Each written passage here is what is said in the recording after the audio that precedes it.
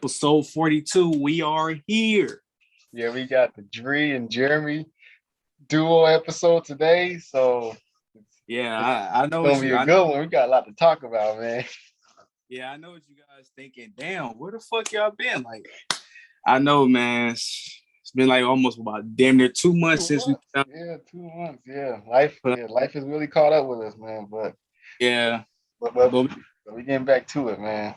yeah, we're gonna try to keep put out as much content as possible. So man, how you been, Jeremy? I'm all How you right, been? man. It's been a minute, man. It's been a minute, man. It's been like 2 months, man. It's been like 2 months.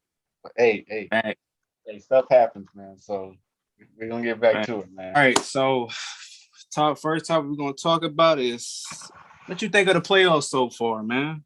It's entertaining, man. Especially in the first round. Seeing the Brooklyn Nets get swept. I did not expect that.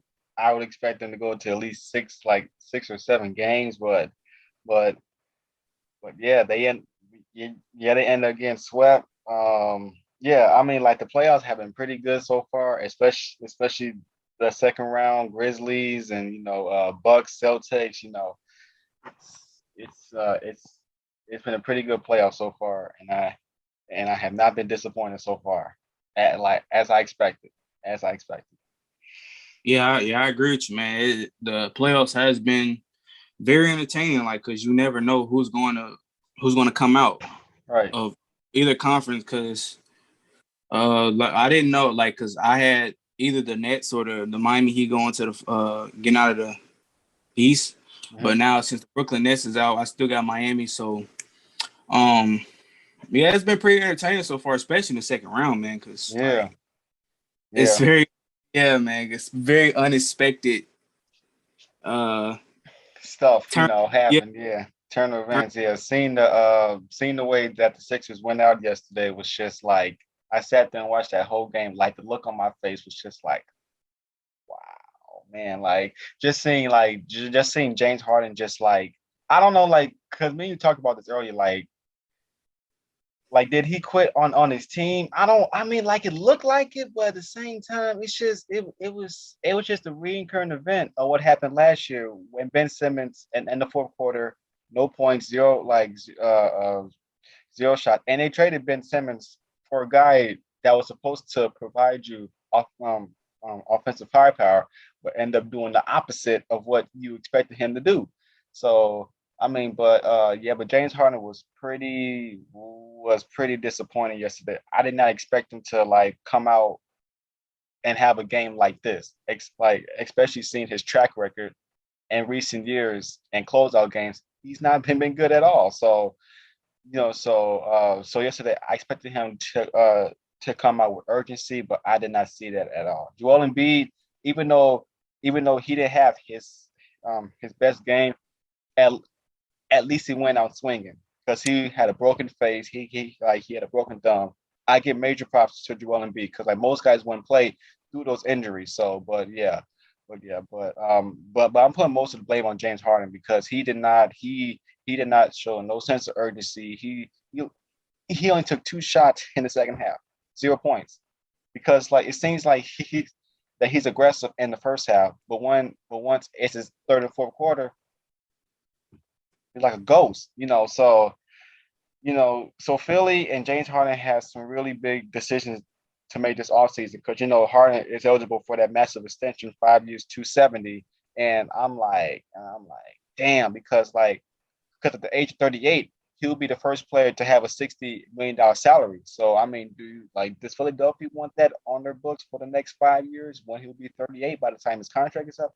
I don't know, but Harden is really going to have to really commit to offseason like conditioning, getting back into shape because he did not look right. I don't know if he's still lingering from that hamstring injury he had last year, but yeah, he just been atrocious. So yeah, so hopefully he commits to offseason training and hopefully we can see at least 75%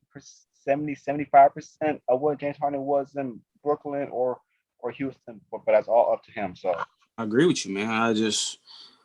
I mean, the Sixers brought in James Harden pretty much to take the load off of Joel Embiid. which I feel like he still had help before, James Harden got there. But yeah, but that was his job to come here. He was come here, take the scoring load off of Joel Embiid and be the pretty much the primary ball handler and the facilitator. He did one of those parts in this facilitating role. He did. Right, right. And I had no problem with him passing the ball, but when it's time, but when your team gets into a huge scoring drought, you're supposed to be the guy that's supposed to uplift them offensively, not take a step back and let their team struggle and let guys take tough shots, So yeah, Right. but I was really disappointed in him because like I thought because like, this is what he wanted. He wanted to get traded to Philly because we all knew he that he never wanted to be in Brooklyn. That's why he forced his way out. And like I mean like this is what he wanted to be in Right. Philly. So I thought like this is going to be the perfect opportunity for him to pair with a superstar player like Joel Embiid. You have Tobias Harris, you have Tyrese Maxey, who flourished well underneath James Harden. But I mean, like, but Harden was good for those first couple of games when he got to Philly. So I thought, like, dang, like this is like real. But yeah, but he jinxed us, man. So I don't know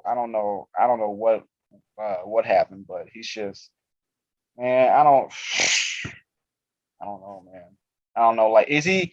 I mean, like, is he still a superstar player? I want to say he's a superstar, but I'll still say he's still a very good star player. Like, he's not that same superstar that he was in Houston. So, So I mean, like so those days are gone. so So like so like he was a superstar, but he is now he's demoted to he's he's demoted to starting a. to decline a little bit. Like, he's not overrated or nothing like that. Like, he's starting to like decline a little So bit. now It's so like now he's starting to so decline. now he's demoted to a star now. Yeah, demoted. Yeah, demoted. Yeah, cause superstars don't go out the way that he did. If he went like 7 for like 30, but he showed urgency, I won't have no problem. But the way that he went out yesterday, no urgency, just took shots whenever he wanted to. So I mean, Right. so like that's not what superstars do. So yeah, I I mean, can't. I can't. from the whole situation is just like, I thought the same thing too, man. I thought that James Harden was gonna go in there and do what he do like he always do, but I don't know if he's is he still you know Lingering, have but yeah having that hamstring injury, or but is we it he? can't give him that excuse because Joel Embiid played with worse injuries. Joel Embiid had a fractured thumb and a broken face. So like, but he still managed to put up a couple 20-point games. So yeah, but like, Yeah, yeah, yeah, but I'm putting most of this blame on James Harden because he did not. I thought that this would be the perfect opportunity to redeem himself and at least get this Philly team to Game 7. But that did yeah. not happen at all. Like But Miami came in there, Jimmy Butler and those boys just ran him out the gym.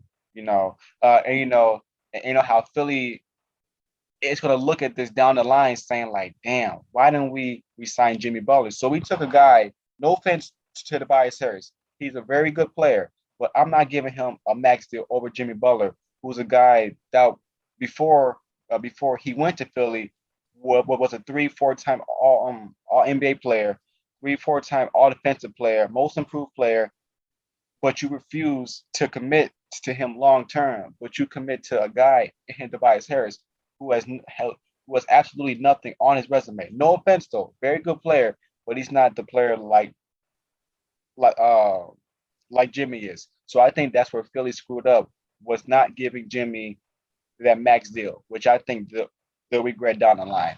mm, So you know, mm, yeah, but Harris is a pretty good player, but he's not the caliber of a Jimmy Butler. So I think that's where they screwed up at, was not keeping him. So right. But like looking at James Harden, it just like, to me, I think the analytics kind of killed his game. because if you look at it, when When he you play like underneath that Mike D'Antoni system, like everything which is about analytics, 3-point shooting, all that, that, bro. I mean, like, and I've been saying this, like, I like when James Harden first got to Houston, like from 2012 to 2015. That's Yeah, like I agree with you. that's to me that was like the best version of Harden because his game was all over from threes to mid Yeah. range to layups. I don't think he even attempted that many mid ranges this. No, no. And I think and I think that I mean D'Antoni's system, like I mean it's just like how it was with Steve Nash Mm-hmm. and and other players that he's coached. They do that run and gun style of offense and threes and shit, but that style really don't work no more. No, Now, especially for the playoffs, because like no, no, no. that's and I think and that's what's killed him. That's what killed him. Like since he was in Because Houston, once because those threes don't start falling, it's a mess. yeah, So I think it's that run and gun style doesn't really work no more. Like I think it's more like I think it's more like a half court game now. But I think that run and gun style, like the Mike D'Antoni, how with Steve Nash, Amari yeah, Stoudemire, Sean Marion, like back in Phoenix in the mid 2000s, like though that system worked because the league has never seen a system like that before. But now since everything is just evolving now, I think I think teams are trying to find a way to like adjust to like new offensive play styles, which but shooting all those threes it's not gonna work nowadays. Like I gotta right, get in the paint, so right. I mean, it just like especially for the play, it'll work during the regular season. No doubt, right, of course it would, yeah. it's gonna get you over 50. You're gonna win over 50 games like with that style. Right, But right, yeah. for the playoffs, it's like his game is just like okay, he doesn't like I said, he doesn't have that explosiveness, Right. that first step like he used to have. No, he doesn't. And you can Even tell too, you can his tell. weight. I think he's still out of shape. Yeah, he's always out of shape. I don't remember a time James Harden has ever. I think the only real time that James Harden has been in shape was when he first came to Houston, and probably his probably like 16, 17, 17, 18. I think that's where he was probably in his best shape of his life. But once it started trickling, like you know, like towards the bubble and all that, I think that's where he kind of fell out of shape. But still put up 30 points a game. But I think that's where the decline started to start when he went out of Houston. He came hit the camp out of shape. So I already knew that was going to be a downfall from the start. Yeah, Yeah. but But yeah, James Harden's going to have to really get in shape this offseason. Really. he gonna have to. He gonna have to work on his conditioning and all that. His get lose by 10 or 20 pounds. Yeah. Work and like, bro, like get back to your mid range game because especially for the playoffs, that's what's the most effective in the That's your playoffs. bread and butter right there. Is the mid range. Like the three is cool, but it's Cool. But the mid people range is one of the easiest shots in the game. exactly. I look at guys like Booker, Colin Sexton, Chris Paul, all those guys. Their bread and butter hit the mid range jumper. But yeah, So but the narrative is going to still continue with Harden. He can't get it done in the playoffs. yeah, Um, I mean, like that's always going to be a narrative throughout the rest of the time in his league because of his track record. now So now there were some comments that were made about with Joel Embiid. He said that James Harden is not that player he was in Houston, and he's just now a facilitator. Now, what do you I think feel about? I feel like I feel like he's trying to say that as an excuse a little bit though. Like he's just not that same player. Like I feel like the way he said it felt like he was kind of giving him an excuse. You can pass the ball, but you also got to score the ball too. Like you can't always pass the ball all the time. But I mean, like I'm like, oh, of course James Harden is not that same player, but that doesn't mean that that you don't shoot the ball. So I mean, but I felt like that he kind of used that as an excuse. But I feel like there are perfect times throughout that series when James Harden should have took over offensively, but he didn't, cause the game was over. So Oh, I mean, he showed some flashes, like especially in game 4, I think, when he scored 31. Yeah, I was yeah. And everybody was blowing up, saying like, "Oh my God, he scored!" And you know how sad that actually is. A guy being cheered, Harden being cheered for scoring over 30 points, but but back in 2019, this dude had 30 straight games of 30 points. But now we're cheering that he scored 30 points now. James Harden that's has not scored a 40-point game this year. Not at all. Not a 40-point game. No. And crazy. that But, and that was a shocker because yeah, I remember James Harden has occasional 40-point games every once in a while. But every he had every zero. that it's crazy how times to Yeah. change. Like, if you're right, because back then when he was averaging over 30 for the past 3 seasons, that was like Yeah, okay. 30. Yeah. And he won those scoring titles too. Three straight. This is a guy that went from three straight scoring titles, man, to not to But not scoring in the second half of the game. yeah, I just think that the analytic part and killed his game. I think, But yeah. but yeah, from the comments, I think because I've seen a lot of a lot of people were saying it was like, oh well, it seemed like he throwing him under the bus like he threw Ben Simmons under the bus. I just think that comment was taken out of context to me because I think he's saying it's like he's not that player like in Houston where he had to do all the scoring. That's how I Right. feel. You know how the media do; they'll take everything out of context and try to. They're gonna try to make it a beef between Harden and B, and then they're gonna say then they're gonna say that Harden's gonna force his way out of Philadelphia. But I just now saw a report that the Sixers are unlikely to give Harden the max. Yeah. So Yeah. I think he's still gonna stay though. Because I Right. don't think Right. I think he's still going to stay, but I think Philly is not going to give him that 270. Like I feel like down the line, that's really going to hamper their flexibility because Joel Embiid is signed till 26, 27. So Harden takes that deal. He'll be signed, I think, to 27, 28, which will be 38 years old, tied up with $60 million salary.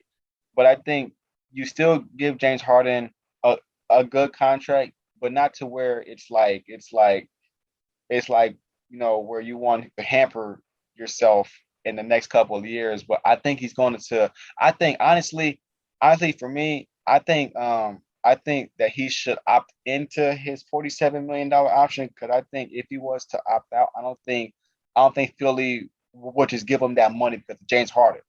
But I don't know. That's all up to him. But like I doubt he leaves. I don't think he's leaving because this is where he wanted for Philly. You want to be in Philly. You want to be with Meek Mill and Robert Kraft and all them guys. So but he's really going to have to really commit himself to off-season training. But it's all up yeah. to him. So Next topic. So we got two greats.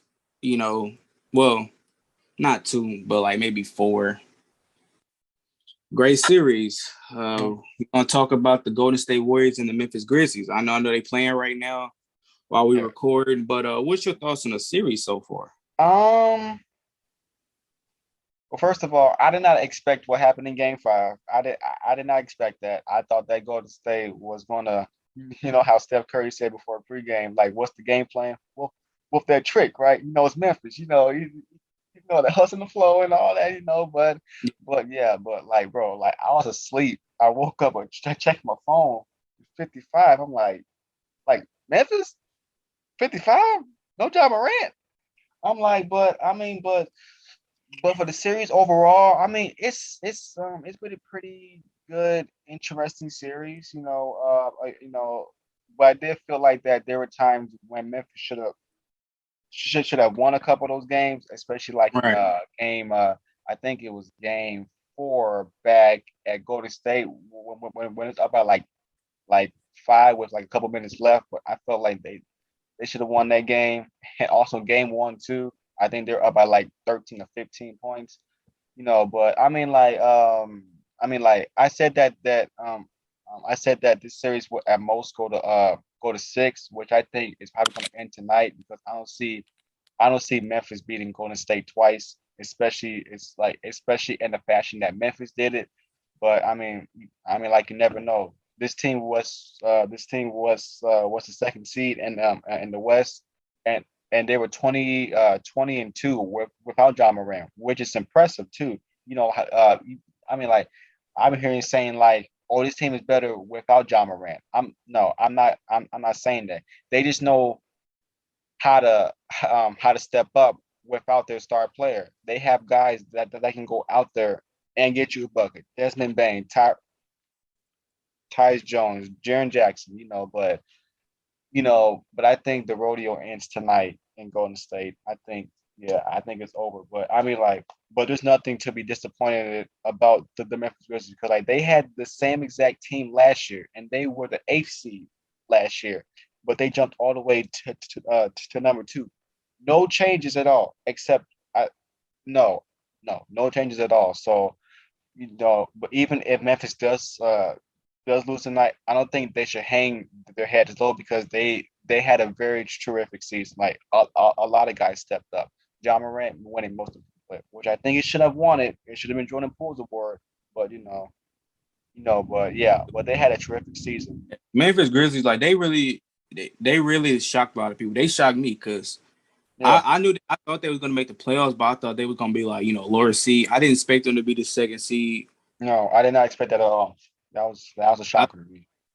I like some players on the team. I like John Morant, even though I feel like he's a little cocky at times. Yeah, he Um, is, but you know, he's young. yeah, So I he think got like we shouldn't really hold him accountable for being cocky because like yeah, all he young he guys are cocky.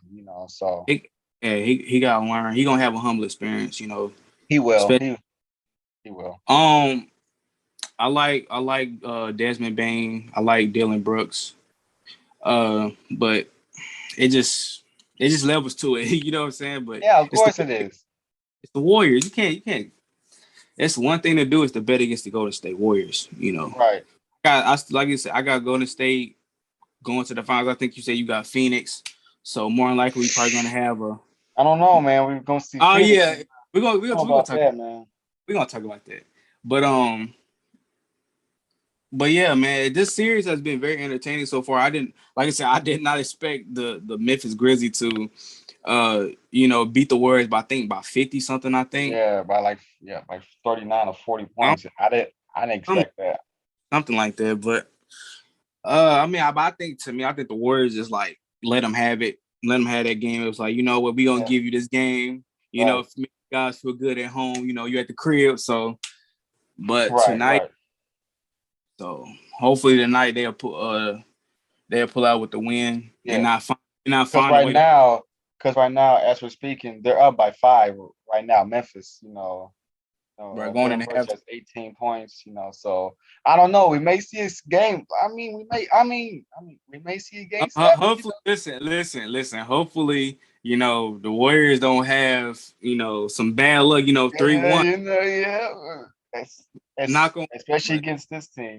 But I yeah, mean, like, you know, but we can't count three. them out. So 3-1 is not. 3-1 is not there. It's not on their side. But anyway, uh, I still got the Warriors winning. yeah, But next series, we got Dallas and Phoenix. I ain't want to Now, talk. what you think? Now, what you think about this series so far, man? I think it's probably been the best I series. feel So like Phoenix should have been at home chilling right now. This series should have been done in 5 games. No, no. Phoenix, you think so? Yeah, I thought that I I thought that Phoenix was just gonna trample Dallas, but nope, nope. I didn't. I had Phoenix in 5 games. I gave Dallas 1 game, but I ain't looking like it, man. But hey, Chris Paul has been really, really disappointing, man. He has had more turnovers than points and assists. More turnovers than assists, man. Like which is rare. So like Chris Paul, he's gonna have to have that game 6 against the Clippers type game. He's gonna have to have one of them games, man. Because I tell you, man, if if if if if this Phoenix team who was supposed to be back in the finals. Like they actually predicted Phoenix to be at least in the conference finals or the finals. If they lose against this team, Dallas, man, I don't know. I don't know what's a better word than the fraud. I don't. I don't. I don't know. I don't know. But like, but this team was supposed like I thought that this year was going to be their year. I thought like after the humbling loss last year to the Bucks, which they should have won that series, man. Like Phoenix up 2-0. I was actually like excited because I thought Chris Paul was going to win his first ring, Let me man. tell you Like something. Let me tell you and I something, man. thought and I thought he was going to win his first ring, man. Like Let me Chris tell you Paul, like first year in Phoenix, man. I thought he was going to win his first chip in Phoenix, man. But let me tell you something, man. When it's 2-0, that don't mean nothing, bro. Just, clearly doesn't no more, man. that don't mean At nothing, bro. 2-0. 2-0 don't mean nothing no more, man. That never meant anything to me because you up 2-0. Yeah, I mean, we at home, of course, you got home court advantage, of course, you might more likely you might win, but that don't mean nothing, bro, because you still gotta go on the road and win those games, you know. And with Phoenix, man, I think they played they played with Dallas, man. They thought, they probably came in They the look series. down on Dallas, like They look they look down on him on like Dallas. what's that saying you play up to your competition, you play down to your competition. They playing down to And the competition. and look what they did. And look, and now it's come back. Now it's like it's coming back to bite you in the ass now.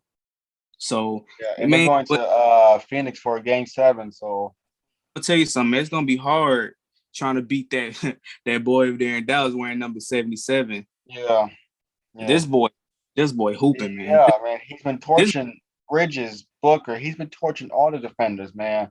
So I mean, but like, but Phoenix can't lose the game 7, man. they can't, man. And And they at Phoenix. hmm? They at Phoenix. They're gonna be at Yeah, Phoenix, right? yeah, they're in Phoenix. Yeah, I think Phoenix is going to pull it out. But I tell you, man, They have if they they have lose, man, this was the number one overall seed in the whole league, man. I thought I thought they was going to have a breeze to the conference finals, but no. no. No, So it's gonna be tough, man. Because Luka's made for the playoffs, yeah, man. and of course Luka's not going to go out without a fight, especially what he did those last 2 years against the Clippers. But yeah, but Phoenix is it's gonna have to come out with urgency and right from the jump, get on Dallas, So Yeah, this is to me, man. I think this is the best team that Luka's been on since he's been in the league. You know, yeah, still got some people out there. Oh, Luka don't have no help. You know, no, no, listen, bro. and You don't got to play with a superstar or all-star player to have help. Like you can still have players that's not on that level, but they can still like produce. right, Like right, right, right. Finney Smith been hooping. Uh, uh, Brunson, Brunson's yeah, been better nowadays. Dinwiddie's been hooping good. So like you don't have to have Bullet. superstar teammates to not have help. Like Luca Luca has help, but which is working out for him because like clearly they took Phoenix to game 7, so clearly he Yeah, has some type of help.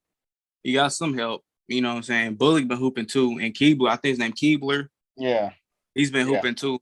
yeah, But this is his good chance to get to the conference finals. yeah. Which I'm Either actually did not expect. I did not expect the conference finals out of Dallas yeah, Mavericks. I did not expect everybody that.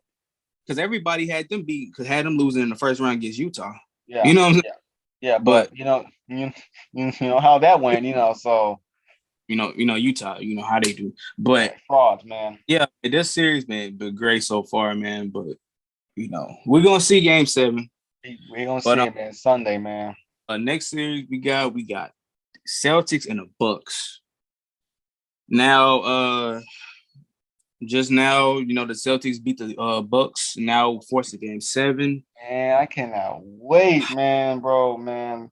What Tatum and Giannis did, man, was absolutely amazing, man. Like Tatum had to have this kind of game. He had to have this career-defining game. Like this dude went out for 46 points, man. He had help from Brown and Smart. He made Because up. both those guys cracked over 20 points. But for Milwaukee, who's gonna step up, man? Who's gonna step up, man? Drew Holiday's he's been up and down this He's been series. up and down, but you can't be up and down, because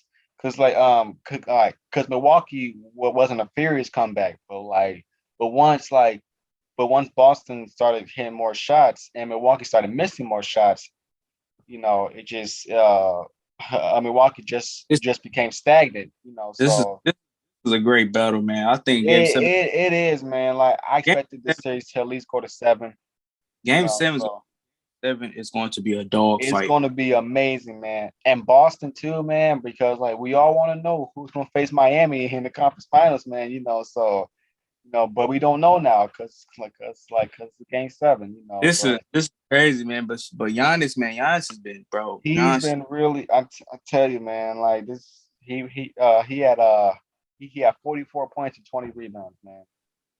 it just show Nothing you nothing new, So he's dominant, man. He's giving me, bro. I'm telling you, bro. He is giving me like 03 to Braun T vibes, Bron us, man. Like, you know what I'm saying? But um the others on the Milwaukee gonna have to step up. Drew Holiday gonna have to Yeah, step up. You know, Porter's gonna have to step up. yeah, Grayson gonna have to step up. So yeah. we're gonna Exactly. see, man. We're gonna We see. gonna see, man. But I think I'll have I'll have Boston taking this. I think their momentum from Tatum having that big game, his is going to carry over. So I think the Celtics are going to pull it out at home. I think so. Yeah, I got to sell. Yeah, I got the Celtics too. I think it's gonna be a very close game. Might go down to the wire, Yeah, but might go down to a final shot. Who knows? So NBA awards. We're gonna talk about the first. We're gonna get into the most improved player. Ja Morant was the winner. What was your thoughts on that? I was ticked off a little bit because I thought it should have been Jordan Poole's award. Because like I think they have to stop giving most improved player awards to guys who are like top 5 picks. Because I feel like they're going to improve down the line. John Moran was only in his third year. Most guys, most guys progress in their third year because usually they have that sophomore slump, which he kind of had last year, which is normal. Every rookie um um has some type of sophomore slump. But for Right. him, he went from 18 to 27 points a game. That's not shocking. That's not really shocking to Yeah, me, I think. but but for a guy in Jordan Poole who was on the G League last year, G League Warriors team last year, man, this dude went from a G Leaguer to a starter on Golden State and possibly making a bag this offseason. This dude went from like 5 points a game to like 19, a 14-point increase. But you can't reward that guy, but you award a guy who was a top 3 pick projected to improve as years go on, but but for a guy who's basically a no name last year to a guy that's starting on the Warriors, but I feel like that award is very flawed, just like Draymond Green said, because he was happy for John Moran, but at the same time kind of ticked off because that should have been Jordan Poole's award or Dejounte Murray. I wouldn't have been upset with for or Murray, Bain, whoever, but John Moran should have not won that award. I don't know. I don't know. I don't know where they got that from, man. I don't know why. I don't know why they gave it to a guy in his third year. Like they did the same thing with Luka. He was only in his second year, but he was in the finals for most improved player in his second year. Like Yeah, what? But that's how you know that award is very flawed. It's very flawed. But I'm happy for him, but that should have been Jordan Poole's award. Easily Jordan Poole's award. I agree, man. I didn't expect that, but I had Jordan Poole winning that because that was a very huge improvement.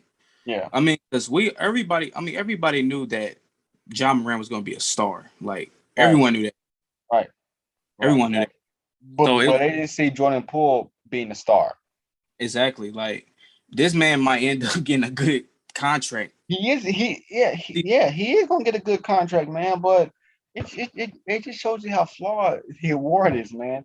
Like I, you give it to a rising star, which we all knew was gonna get better, but not to a guy who was a no namer last year to starting on Golden State. next award got the sixth man of the year. Tyler Hero, Obviously, that was yeah, that was no brainer. No Yeah, brainer. 21 points off the bench. Miami Heat, um, uh, her number one team in the East. A no brainer. yeah. So He nothing to proved talk about. he proved everybody wrong this season. I knew like like Tyler Hero is one of my favorite players. So it was good to see him like prove everybody wrong. Especially compared to last year because everybody was like talking about he was only good in the bubble and he's a bubble fraud and all that. Right. Yeah. But yeah, man, I'm But glad he proved everybody wrong, man. It's but me he made a three massive improvement. Massive for, improvement, man. for sure. We got this coach of the year, Monty Monty Williams. Williams, no shock, no brainer. I mean, it could Some have been people, Taylor Jenkins or Eric Spoelstra, but I'm not mad at Monty Williams. Like number yeah, one overall team, almost won 70 games. So that's that's a no shocker to me. So rookie year. Um, um Scotty Barnes, I mean, I'm like no shocker because I had him or Evan Mobley. Kay Cunningham was making a great case for it, but he started off really slow in the beginning.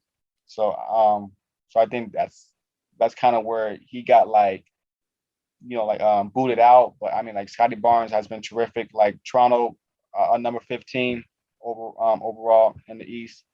Evan Mobley, fantastic player who fit well alongside Jared Allen in that starting five. So no shocking to me. So yeah. I had Scotty Barnes winning it. But it was very close. It was a very close race. Shout out to Mobley and Cunningham and shout out to Jim.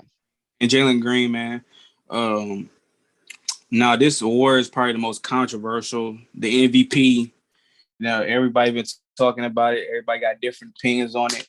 Uh, in the end, Nikola Jokic got the MVP, back-to-back MVP. The runner-ups was Joel Embiid and Giannis. Yeah, I think this was a very, very close MVP award. Could have went Yeah, to any. But yeah. but Jeremy, what's your thoughts, man? I think that the analytics made Jokic win that award because you know that because you know that these voters love these analytics. You know how a lot you know how like the usage rates, the PER, and all that stuff. Like they love that stuff, but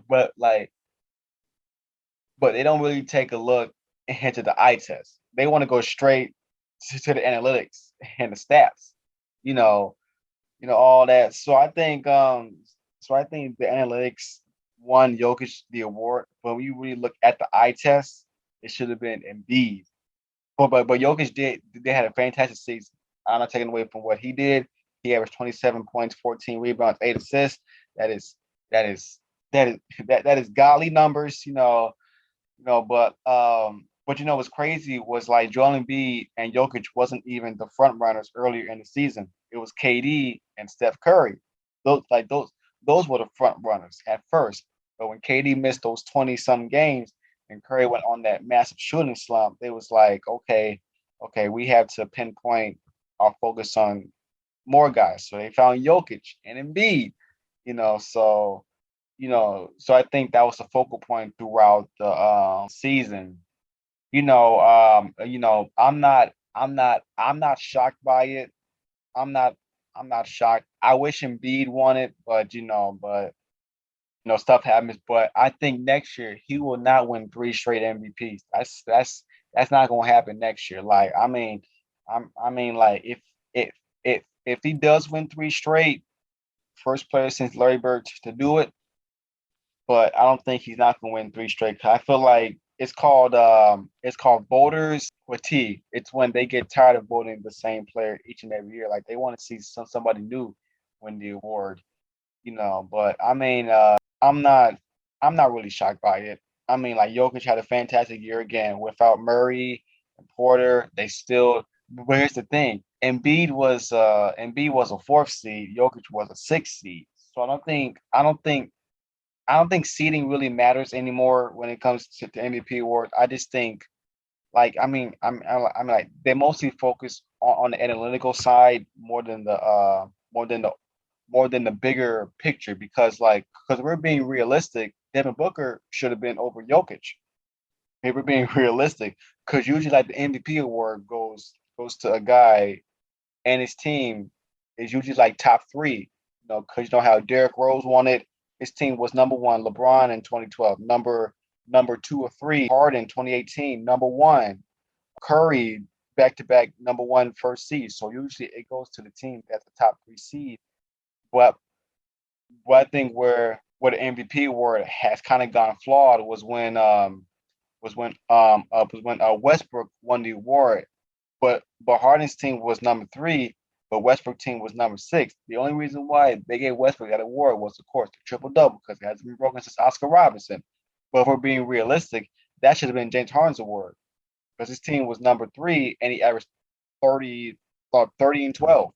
So but hey, it is what it is. But like, if Jokic had a great season, but I feel like Embiid should have won that award. But it is what it is. So As far as the winner, I had Jokic winning it. But I wouldn't have been mad if Giannis or Embiid won it because all three of them deserved it. You know what I'm saying? Because this was a very, very close race. Like this probably the most competitive MVP race in a long time. Yeah.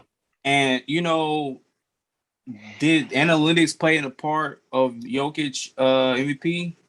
Maybe it could have, a little bit. But what I think it is, man, I think that Jokic is getting too much hate for it because it's like, his game might not be very appealing. It's basically what Tim Duncan was when Duncan won back-to-back MVPs. It's basically what Tim Duncan is. But but Duncan was more liked than Jokic is. So I guess it's kind of where I don't know. It's just a lie. Now I because with Jokic, man, how I'm looking at the whole MVP, I'm looking at what you did, the impact, and what the situation you were in. Because from Embiid and Giannis, they had a way better team than what Jokic had without Murray and Michael Porter Jr. Right. And Jokic still somehow kept that team afloat without his two best players. And that's not something to sneeze at. You know what I'm saying? Right. So to me, man, just like his, I'm not how I am. I'm not an analytics guy. I think analytics killed the game. Like, cause everything is about numbers and shit, shit fucking up the game. And, but I had Jokic, but I'm just looking at how the situation was in because like he kept his team from being in the play-in tournament and was a 6th seed. Now, obviously, he lost in the playoffs, and people are going to use that. People are using that against him. Well, Joel Embiid, he got further from than Jokic, and he played, through his injury, so he should be MVP. Because Embiid had the better team.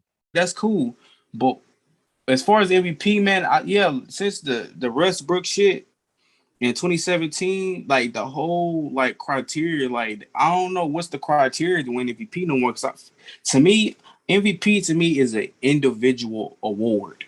It should be for the player, not based on how your team is doing or how your team perform. It's supposed to be who performed the best in that season. To me, but I don't know when they start using this, team success or the seeding or whatever. But I think that the MVP is very flawed. I think they use too much analytics. Who gives a fuck about PR? I mean, that's crazy, especially for Jokic. I mean, he do have the highest PR in NBA history. It's very impressive, but it's not to where kids are gonna be like, oh my god, like Jokic had the highest PR. Like what? Like nobody gives a fuck about advanced stats. Like who cares? Like that's for them number geeks. But yeah, man, I had Jokic winning, but I wouldn't have been mad if Jokic or Giannis won it. Either Giannis, right, yeah. But I just think that Jokic is getting a little too much hate for it. Like everybody just like, okay, you might think that Embiid should have got it. Okay, cool, but you ain't got to disrespect Jokic, so you can build up Embiid. Mm-hmm. You know what I'm saying? He's just getting a little too much hate for it. I mean, like I said, yeah, but you're right. He's not going to get. He's for sure not going to get the MVP next year. They're going to make sure. I just think they just need to, for once, if they're going to do this MVP shit, they should either do the awards before the playoffs start, or if they want, just put the use the playoffs for it, and then whoever gets the MVP gets it. Mm-hmm. But other than that, they just need to need to change what's the criteria to get MVP. Yeah, there is no set criteria because it changes every. It it just depends on who the players are, you know. So it's. I Yeah, mean, yeah. like I'm like, there's never going to be a set criteria for an award like that. So we like so there's a chance that we never may get a get a realistic criteria of what MVP is because of course it's going to change it That, every year with that with the narratives also because because narrative drives MVP awards. Narratives, it's all about narratives, man. One narrative can can can, can change your whole life. One narrative, right. so But yeah, I agree with you. And they're gonna make sure. Yeah, they're gonna make sure Jokic's gonna get it because the hate, like the hate he's getting now.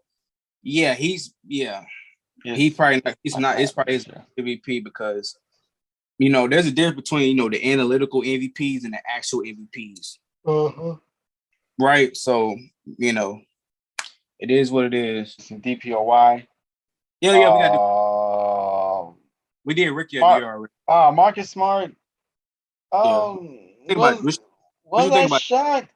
I thought I had Mikal Bridges winning the award, but Marcus Smart. I mean, because we know a little track record about Marcus Smart, the flopping and stuff like that, But I mean, hey, like, he's the first guard since Gary Payton to win the award. Props to him, but I'm glad that they did not have Gobert in this award because I feel like if Gobert won four DPOYs, oh man, please, man, damn, man, tell you, man, he would have been crucified, man.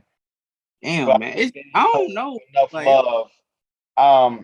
I think the league didn't show enough love to Bam Adebayo and Drew Holiday. I feel like Drew Holiday should. Me and you agree with this. He should have at least one DPOY award. Like I feel right. like Drew Holiday gets gets underrated so much because he's on the Milwaukee team and and they don't view him as a star player. But to be realistic, Drew Holiday could have made All Star team a couple times. So but I mean, props to Marcus Smart, but what Holiday did to him in Game 5, locked his ass up on those last two possessions. So I guess that Holiday kind of had some, like you, like Holiday probably had some sort of bitter taste. I was saying like, man, that should be my award, but hey, I mean, hey, props to Marcus Smart. Like, So I feel like Marcus Smart should have been had one. Defensive Player of the Year award because he been doing it for majority of the year that he's been in the league. He's the type of player like you hate to play against, but you would love to have on your team. And yeah, shout out to him, man. Some people say Mikal Bridges. I mean, he's a great defender. He's a great defender, but I think he getting it because he's on Phoenix. yeah, And yeah, he's a very great defender. Yeah, Drew Holiday, he should at least been a been in the candidate. running. Yeah, But I he should have don't been in know, the man. running. Why do people hate Rudy Gobert, man? Just like everybody just love just to hate on love hating on Gobert. I mean, I understand, he don't fit the center shit, the game Right, now in this right. era because he's basically just a defensive. Right. Yeah, but I He's mostly blame Utah because cause they didn't surround him with perimeter defenders. Cause usually cause what Dallas did is Dallas went small, so never cause usually they put a shooter in the corner like Finney Smith, and Gobert has to guard Finney Smith. So never they drag Gobert out the paint. Brunson and Dinwiddie and Luka can blow past their guards and get in the paint, and Gobert has to either guard the paint or guard the 3-point shooters. So that's yeah, so I do understand where he's coming from too. Mitchell has been horrendous defensively. I think Mitchell does not get talked about his defense because of how good he is as offensive player, but he's a horrendous defender. But I mostly blame Utah for not building a system defensively around Gobert. So if Gobert has to go outside the paint, they that he can have two or three guys help back up the paint. So Right. I mostly blame Utah for failing to surround Gobert with defensive talent like a Jeremy Grant. You know, something like that. So yeah. But for me, you know how people are going to ask this question: should Utah blow it up? I think it's time to blow it up because it's been 5 years. I think 5 years is a little too long. You know, but people are going to say, "Oh, but Giannis won his championship in his 8th year. Why is it different from now?" Well, because when Giannis got drafted, Giannis wasn't a star player. Was Giannis was a project. So uh, when he came in the league, the difference between Utah and Milwaukee during that span was when Utah was in the playoffs every year. Giannis was still coming off the bench, and he was still developing into that superstar player. But Utah has been in the playoffs every single year. Like 2018, they went to the second round, right? They lost to Houston. The year after, lost in the first round to Houston. 2020, they lost in the first round to Denver. And remember, they was up 3-1, 3-1 against Denver. Lost in the first round. So that is two straight first round exits. 2021 semifinals, they were up 2-0 against the Clippers, and and um and Kawhi got injured game four, torn ACL. I thought that fourth year, I thought I that was Utah's year, man. That was Utah's year, man. I thought that last year was the perfect time, man. Number one overall seed last year. Mitchell was an all-star, all NBA. I think so. Gobert, I think he won DPOY last year. Thought it was the perfect time. Last year was the perfect opportunity, and then get year five, first round exits. So out of those 5 years, three first round exits and two semifinals. Is that enough to say the team has failed? I think so. I think 5 years is more It than depends. enough. Though. It depends on how you look at it because now I understand they were like all those 5 years they lost in the first round. They'd be like, yeah, but they at least got out of the first round a few times. Right, But yeah. But they just been stagnant. Like it's just like they're good regular season team, but when it comes playoff time, they just revert back to bad habits. You either they know, blow like Mhm. either they blow it up with Mitchell and Gobert, or they just get rid of the other pieces and get I don't some. think getting rid of other pieces is gonna do them any justice. But I think it's time to trade at least one of those players. I think it's time to blow it up. Who should they trade? I think they should try to see what they can get for Gobert. But like me and you said, if the Warriors throw a massive offer for Gobert, and I tell you, it's a finals team right there, man, because Gobert doesn't have to guard guard the perimeter. So but I heard rumors about Mitchell going to Miami or Atlanta. I think Atlanta. I mean, him and Trey Young, they would be great offensively, but they're small guards. They're not good.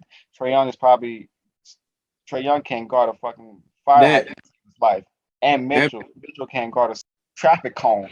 story is gonna So that I mean, that I'm like Miami does sound lucrative, but they'll have to probably give up Hero Robinson. Yeah, I mean, but I think I think the most realistic spot that I can see Mitchell in is probably the New York Knicks, honestly. But will they give up R.J. Barrett?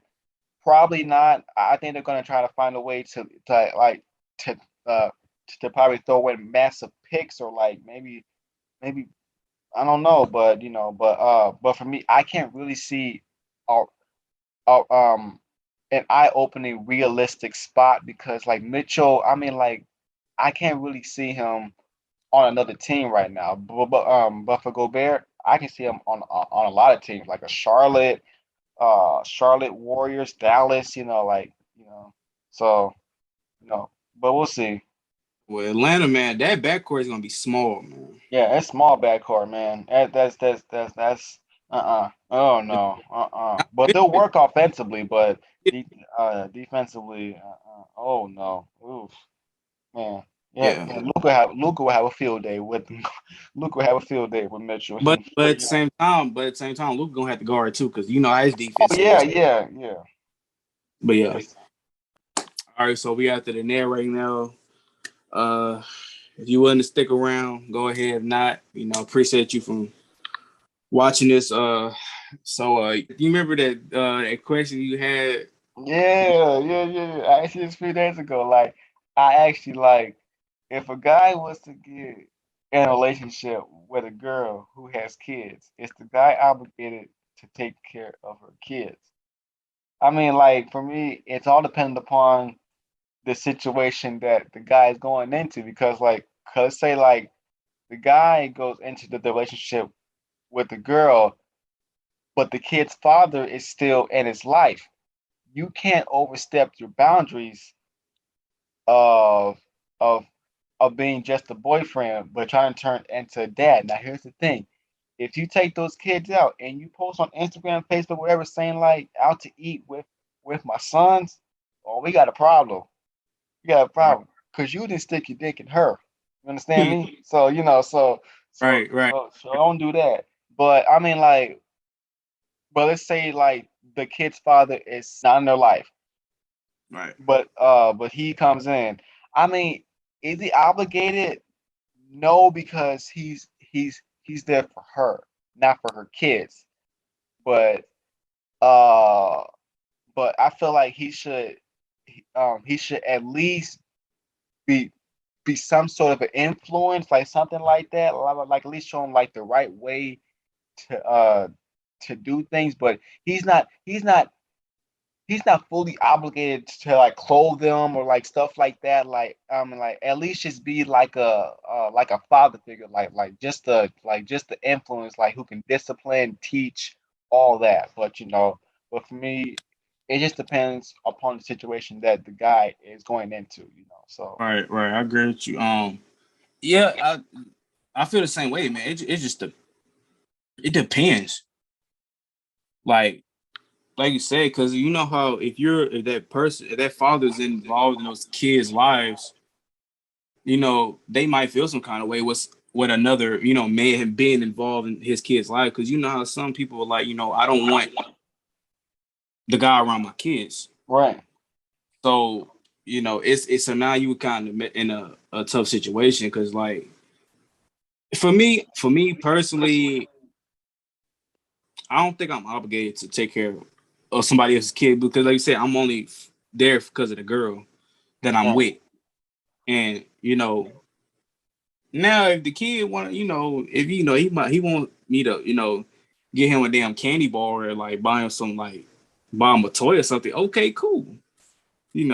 I could, teach you some things that maybe your pops ain't taught you, but it's like, but I'm not there to try to be a damn a right, dad. You know what I'm saying? Like, right. you know what I'm saying? So, it depends who you talk to, man. Like with Right, that. right. It just all depends um because like a perfect example is Kanye and Pete Davidson. Kanye is still very involved in his kid's life, but you see Pete Davidson doing stuff with his kids. Now Pete Davidson is he he's kind of overstepping his boundaries a little bit. Cause I Yeah. saw that he has a tattoo of Kanye's kids on his neck. I'm Mm. like, yeah, he does. It's very small, but it's somewhere around his collarbone. But I feel like that's where he overstepped his boundaries, man. Like, first of all, you never get another man's kids tattooed on you, man. Like, no, no, no, no, no, Yeah, no.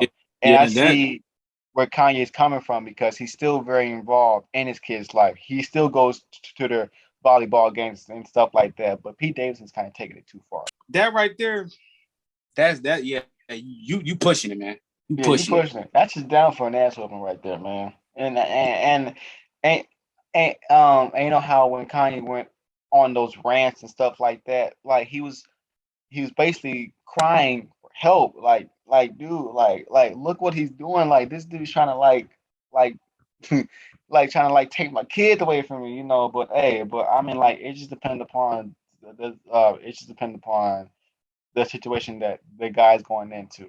He's not Um, he's not he's not fully obligated, but I think he should he should at least be some sort of an influence, you know. So all right, so last time we talked about this the friends with benefits stuff. And obviously, people slid up on my story when I posted it. And it was most of it was like negative reviews, like, oh, y'all know what you're talking about and shit like that. So okay, listen. If I'm talking to a girl and I tell her, listen, we can chill, do our thing, you know what I'm saying? But it's some rules to it.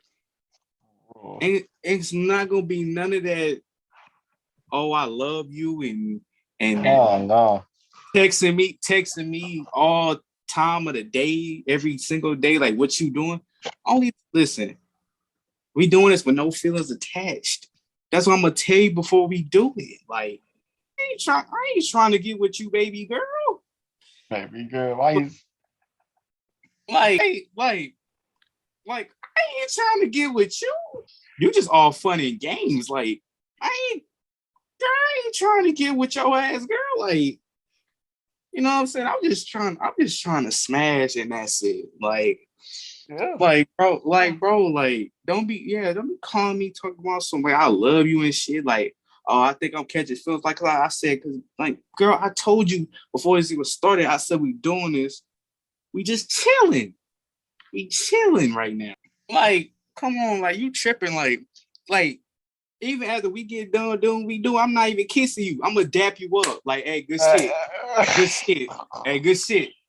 You know what I'm saying? But I agree with you. Like, if y'all talked about just being friends with benefits earlier, y'all agreed that no strings attached. Like, ain't none of I love you and this like that. Like, you knew what you knew what you was getting into, and you had the perfect opportunity to either accept it or walk out the door. So you accepted. right. So no strings attached. So yeah, I I mean, I agree with you. So I agree with you. So yeah, no strings Yeah. attached because you already knew. Like you heard me say, I don't want you saying I love you. I got feelings for you. No, no, no, no, no, no. Because you probably, you know what I said. Cause you probably sucking dick too, boy. You probably sucking dick too. So Like, do your thing. so you Like, right, bro, right, you like, right. like You you probably said, bro. probably Like, sucking dick too. girl, like, you might think we up here, but we actually down here. Yeah, yeah. So, cause, Cause you're doing stuff because cause once we leave, you probably go to the other nigga house, man. So right, right. So, like, if I'm talking to other girls, let me do what I do. You do what you do. You probably, you know what I'm saying, on some other dudes' tips. You know what I mean? So it's like, don't get on me talking about, you get jealous because I'm talking to other girl while you on another dude's dick. You know what I mean? So it's like, let me do what I do, right, and you do what you do. right. That's it. That's it. No strings If, attached. listen, if you don't want to be a part of it, you don't gotta. You shouldn't accept it in the first place. Mm-hmm. If you know you was gonna start catching feelings. So you Right, know, you right, can't be right. you can't be doing shit like that. Right. That's shit. You can't. Nah, you can't Slow do. down. You can't do that. Nah, Nah. that. But yeah, it's the end of the episode. Appreciate you guys for sticking around with us. We like I said, we're gonna continue to put out more videos about Yeah, hopefully by every weekend. yeah. Sorry for the wait. You know, It's life not, caught up with us, man. Like yeah, work, school, stuff like that. So we yeah, just got busy. So yeah. But this is Nothing But Net podcast. I'm DREE. I'm out. I'm I'm Jeremy, aka J Money, and see you on episode 43. Yeah. Peace out.